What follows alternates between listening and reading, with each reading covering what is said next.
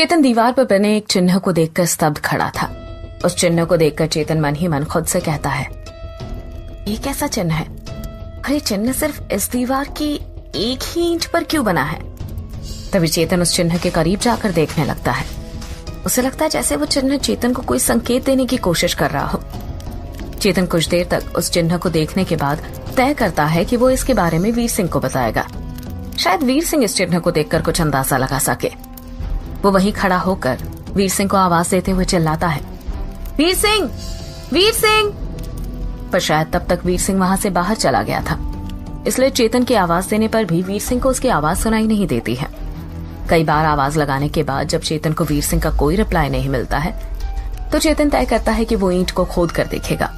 शायद उसे जिस चीज की तलाश है वो यहीं कहीं हो। ये सोचते हुए चेतन वहां आसपास देखने लगता है। तभी उसकी नजर जमीन पर पड़े लोहे की छड़ पर जाती है। अगले ही पल चेतन लोहे की छड़ से उस दीवार की ईंट पर वार करने लगता है और धीरे धीरे दीवार का वो हिस्सा जिस पर चिन्ह बना होता है वो धीरे धीरे टूट कर नीचे गिरने लगता है। ये देखकर चेतन के चेहरे से चिंता की लकीरें कम होने लगती है और तभी चेतन दीवार पर तेजी से वार करना शुरू कर देता है, जिसकी वजह से उस दीवार की पूरी परत टूट कर नीचे गिर जाती है। थोड़ी देर बाद जैसे ही चेतन उस दीवार की ईंट पर अगला वार करता है तभी उस दीवार पर चेतन को लाल रंग की एक पोटली दिखाई देती है। उस पोटली को देखते ही चेतन की आंखें चौड़ी हो जाती है। चेतन छड़ को नीचे फेंकते हुए उस लाल रंग की पोटली को बाहर निकालता है तो उसे महसूस होता है कि उस लाल रंग के कपड़े में लिपटी हुई एक डायरी उस ईंट के नीचे दबी हुई थी। ये देखते ही चेतन पूरी तरह हैरान रह जाता है। उस डायरी को देखकर ऐसा लग रहा था जैसे उसे वहां ईंट के नीचे किसी ने छुपा कर रखा था। चेतन उस डायरी को उलट पलट कर कई बार देखता है। चेतन खुद से धीमी आवाज में कहता है, इस डायरी की तो हमें कब से तलाश थी। आखिर ये डायरी अंततः हमें मिल ही गई। अगले ही पल चेतन उस डायरी को लेकर वहां से बाहर निकल जाता है। जैसे ही चेतन उस डायरी को लेकर बाहर आता है तभी सामने से आते वीर सिंह की नजर चेतन पर पड़ती है। दोनों एक दूसरे को देखकर रुक जाते हैं और अगले ही पल वीर सिंह की नजर चेतन के हाथों में लिपटे लाल रंग के कपड़े पर जाती है। लाल रंग के कपड़े को देखकर वीर सिंह हैरानी से चेतन से पूछता है, चेतन, तुम्हारे हाथ में ये लाल रंग का कपड़ा क्या है ये? वीर सिंह के इतना पूछते ही चेतन मुस्कुराते हुए उस लाल रंग के कपड़े को डायरी से अलग कर देता है और वीर सिंह को दिखाते हुए कहता है, वीर सिंह, ये वही डायरी है जिसकी तलाश हम लोग अभी तक कर रहे थे। चेतन की बात सुन वीर सिंह अचरज भरी नजरों से उस डायरी को देखते हुए कहता है, तुम सच कह रहे हो चेतन? क्या ये वही डायरी है? वीर सिंह की बातों का जवाब चेतन ने हाँ में सिर हिलाते हुए दिया और वीर सिंह की तरफ आगे बढ़ते हुए कहा, हाँ वीर सिंह, ये देखो, ये वही डायरी है। चेतन की बात सुनकर वीर सिंह कहता है, पर चेतन, ये डायरी तुम्हें मिली कहाँ से? अभी थोड़ी देर पहले तो ये तुम्हारे पास नहीं थी, फिर अचानक से तुम्हारे पास। मुझे ये डायरी अंदर दीवार पर बने चिन्ह के पीछे मिली। मैंने तुम्हें आवाज भी दी उस चिन्ह को दिखाने के लिए, पर जब मुझे तुम्हारी तरफ से कोई जवाब नहीं मिला तो मैंने खुद ही दीवार तोड़कर इस डायरी को वहां से निकाल लिया। चेतन अपनी बात कहते हुए वीर सिंह के पास पहुंच गया। चेतन के हाथ में डायरी देख वीर सिंह खुश होते हुए कहता है, अब जब हमें ये डायरी मिल ही गई है तो हम इस डायरी के माध्यम से उस खूनी वधू का अंत कर बहुत जल्द सभी गांव वालों को उसके कहर से मुक्त करा पाएंगे। वीर सिंह की बात सुनकर चेतन कहता है, हाँ वीर सिंह, सही कहा तुमने। अब इस खूनी वधू का अंत जल्द ही होगा। फिलहाल अभी हमें घर चलना चाहिए। घर पर सब लोग हमारा इंतजार कर रहे होंगे। चेतन की इस बात पर वीर सिंह हामी भरता है और दोनों वहां से घर के लिए निकल जाते हैं। उधर दूसरी ओर घर पर बैठे सभी लोग चेतन और वीर सिंह का इंतजार कर रहे थे। सबकी नजरें घर के दरवाजे पर ही थी। तभी माही घबराते हुए कहती है, अभी और कितना टाइम लगेगा चेतन और वीर भैया को यहाँ आने में? कब से इंतजार कर रहे हैं हम लोग, पर ये लोग वापस आने का नाम ही नहीं ले रहे। माही की ये बात सुनकर काशी जी, जो चेतन और वीर सिंह के आने के इंतजार में वहीं दरवाजे की तरफ देखते हुए टहल रहे थे, वो कहते हैं, धीरज रखो माही, वो लोग आते ही होंगे। जिस काम के लिए वो दोनों यहाँ से गए हैं, क्या पता अब तक वो काम पूरा हुआ है या नहीं। अगर वो दोनों अब तक नहीं लौटे, इसका मतलब वो काम अभी पूरा नहीं हुआ है। काशी जी की ये बात सुनकर माही हैरान होते हुए बोले, कैसे धीरज रखूं पापा? आप ही देखिए ना, कितना टाइम हो गया है उन दोनों को यहाँ से गए हुए।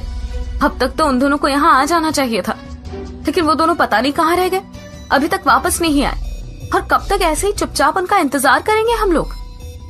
इससे पहले कि काशी जी जो माही की बातों का जवाब देते, अचानक पीछे से आवाज सुनाई देती है, अब किसी को इंतजार करने की जरूरत नहीं है।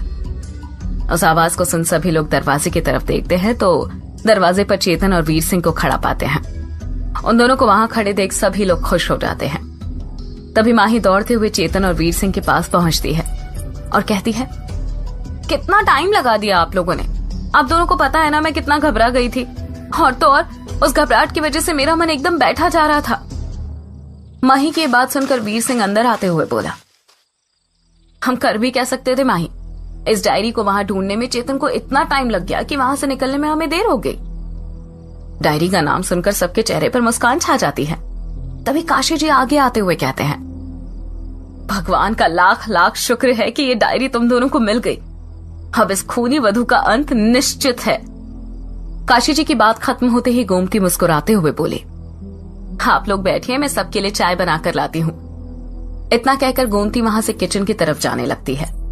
गोमती को जाता हुआ देख माही भी मुस्कुराते हुए कहती है, एक मिनट भाभी, मैं भी आपके साथ आती हूँ। उन दोनों के वहां से जाते ही चेतन और वीर सिंह उस डायरी को लेकर काशी जी के पास बैठकर बातें करने लगते हैं। वीर सिंह उस डायरी को देखकर सवाल उठाते हुए कहता है, मुझे एक बात अभी तक समझ में नहीं आई। अगर उस खूनी वधू के अंत का तरीका दद्दा जी ने इस डायरी में पहले से ही लिख दिया था, तो इतने सालों तक खूनी वधू से लोगों को मरते हुए देखने का क्या मतलब था? उन्होंने पहले ही उस खूनी वधू का अंत क्यों नहीं कर दिया? क्यों उस खूनी वधू के कहर से लोगों को मरने दिया? वीर सिंह की बात सुन चेतन उस डायरी को बिना खोले उसकी तरफ देखकर वीर सिंह को समझाते हुए कहता है, वीर सिंह, ये भी तो हो सकता है कि उसका सबसे बड़ा कारण चित्रलेखा हो, क्योंकि हम सबको पता है कि चित्रलेखा दद्दा जी की दोस्त थी और शायद वो पहले से ही जानते थे कि उनकी इस क्रिया से चित्रलेखा को भी कहीं न कहीं नुकसान पहुंच सकता है। शायद इसी कारण से उन्होंने खूनी वधू का पहले अंत ना किया हो। चेतन की बात सुनकर काशी जी चेतन की बात से सहमत होते हुए कहते हैं, हाँ वीर सिंह, मैं भी चेतन की इस बात से पूरी तरह सहमत हूँ। अरुणोदय कहीं न कहीं ये जानते होंगे कि उनकी इस क्रिया से खूनी वधू के साथ साथ चित्रलेखा को भी हानि पहुंचती, तभी उन्होंने खूनी वधू को नहीं मारा होगा। काशी जी की ये बात सुनकर वीर सिंह भी संतुष्ट हो जाता है। तभी गोमती सबके लिए चाय लेकर आती है और टेबल पर रख देती है। थोड़ी देर में माही भी वहीं आकर सबके साथ बैठ जाती है। सभी लोग वहां एक साथ बैठकर चाय पीने लगते हैं और फिर वीर सिंह कहता है, चेतन, इस डायरी को खोलो तो सही, आखिर पता तो चले कि इसके अंदर लिखा क्या है। वीर सिंह की इस बात पर वहां बैठे सभी लोगों ने कहा, हाँ हाँ चेतन, खोलो इस डायरी को। चेतन सबके कहने पर उस डायरी को खोलने लगता है। वहां बैठे सब लोग उस डायरी को बेसब्री से देख ही रहे होते हैं। जैसे ही चेतन उस डायरी को खोलता है तो देखता है कि डायरी के पहले ही पेज पर कुछ लिखा है, जिसे चेतन पढ़ने लगता है। तभी गोमती चिल्लाते हुए बोलती है, चेतन, अरे बोल के पढ़ो, जरा हम भी तो सुने। रुक जाओ थोड़ी देर, उसे पढ़ लेने दो। वीर सिंह ने गोमती को रोकते हुए कहा। पहले पेज पर लिखे शब्दों को पढ़ने के बाद चेतन कहता है, अरुणोदय कभी नहीं चाहते थे कि चित्रलेखा के साथ साथ उस खूनी वधू का भी बुरी तरह अंत किया जाए, क्योंकि उन्हें भी स्वप्नलेखा की सारी कहानी के बारे में पता था। लेकिन यदि किसी कारणवश भविष्य में अगर इस क्रिया की जरूरत महसूस हुई तो इस डायरी के माध्यम से उस क्रिया को करने वाले व्यक्ति की मदद हो सकती है और इस तरह से इस डायरी को खोला जा सकता है। ये सुन काशी जी कहते हैं, देखा वीर सिंह, चेतन की बात सच थी। अरुणोदय ने चाहते हुए भी उस खूनी वधू का अंत नहीं किया। वीर सिंह काशी जी की बातें बड़े ध्यान से सुनता है और फिर से उस डायरी की तरफ देखने लगता है। इतना पढ़कर चेतन काशी जी की तरफ एक नजर देखता है और फिर उस डायरी को आगे खोलने लगता है। डायरी के आगे खुलते ही जो भी डायरी में लिखा होता है उसे चेतन फिर से पढ़ने लग जाता है और उस पर लिखा होता है, खूनी वधू की आत्मा एक स्थिर आत्मा है, इसलिए खूनी वधू ज्यादा समय तक बिना किसी शरीर के नहीं रह सकती। उसे किसी न किसी के शरीर की जरूरत होगी और ये बात अजरनाथ भी जानता है, इसलिए वो किसी भी तरह खूनी वधू को अपने वश में करके उसकी शक्तियों का इस्तेमाल करना चाहता है। इतना पढ़कर चेतन डायरी के आगे के पन्ने पलट फिर से पढ़ने लगता है तो उस पर लिखा होता है, अजरनाथ अब तक ये जान गया है कि मैंने विनाशम क्रिया के जरिए खूनी वधू की आत्मा को उस लावण्या की अस्थियों से बांध दिया है और वो अस्थियां कहीं और नहीं बल्कि मेरे ही पास है। ये जानने के बाद अजरनाथ कभी नहीं चाहेगा कि उस खूनी वधू का अंत हो, इसलिए वो उन अस्थियों के पीछे पड़ा है और उन अस्थियों को ढूंढ रहा है ताकि वो उन्हें समाप्त कर सके, जिससे उस खूनी वधू का अंत कभी ना हो सके।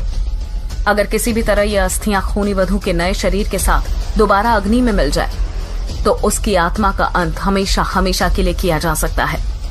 ये सब सुनकर वहां बैठे सभी लोग हैरान हो जाते हैं। क्या उस क्रिया को संपन्न करके चेतन और वीर सिंह खूनी वधू के कहर से गांव के लोगों को बचा सकेंगे? और क्या होगा चित्रलेखा का? क्या उस क्रिया से चित्रलेखा को कोई भी हानि होगी? जानने के लिए जुड़े रहिए।